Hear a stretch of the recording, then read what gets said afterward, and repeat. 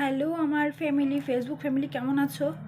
এদিকে দেখো বতুয়া শাক, আমাদের এদিকে বেতু শাক বলে অবশ্য।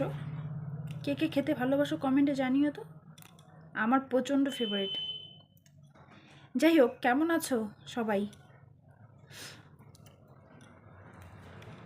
আমি তো মোটামুটি ভালো আছি, যেহেতু আমার শরীর বেশি ভালো না। এক সপ্তাহ ধরে জ্বর থেকে উঠলাম, তাই হালকা কিছু রান্না করব। আজকে রান্না হবে বেতো শাক, ডিম অমলেট